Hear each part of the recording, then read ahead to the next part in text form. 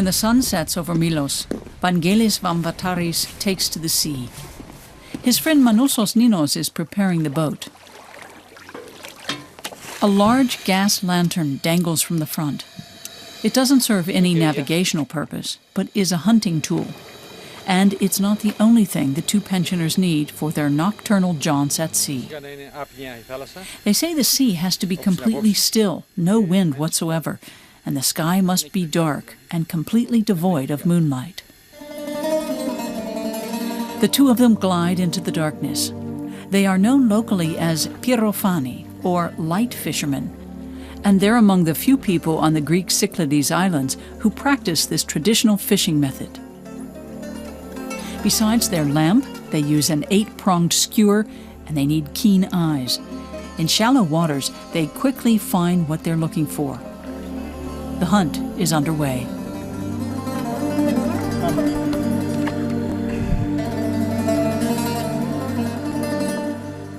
Two fish at once means the night has got off to a good start.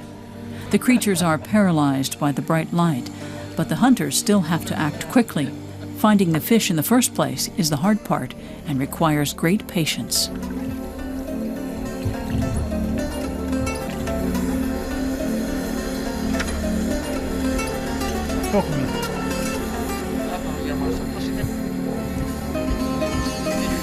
If you like to find the food from the pyrofani, you have to stay out all night. The crisis means this is no longer just hobby fishing. It's now a means of feeding the family. Fish have become expensive. So if we can catch 3 kilos of fish ourselves, that's a big help. Yet strict EU regulations designed to counter the effects of overfishing in the Mediterranean mean hobby fishermen like VANGELS are no longer allowed to legally fish from a boat. The right is reserved for professionals, such as his friend MANOUSOS. Both men oppose the Brussels ruling. Of course, we'd stop light fishing if we had the feeling that it was bad for the environment. But you saw for yourself that we are not destroying anything. We only ever catch adult fish, never the young ones like the big trawlers do. In the winter months, the island of Milos is a sleepy place. The 5,000 inhabitants seem to hibernate until the tourist season kicks off in April. Fishing has lost its importance for locals, but the mayor doesn't want to let go of the tradition. He considers light fishing an important part of the Aegean culture. We are doing everything we can to ensure that pyrofani fishing can be continued, and we are talking to the responsible authorities in Brussels. It is part of our way of life. The sea keeps us balanced. Out there on the water, we forget the worries of the daily grind.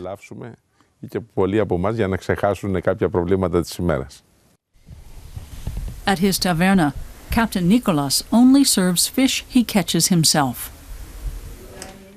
He prepares it himself too, and is one of the few locals who are critical of light fishing.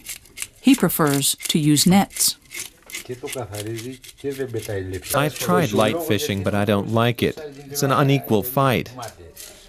I don't see what's so exciting about it. It's like killing a sleeping animal.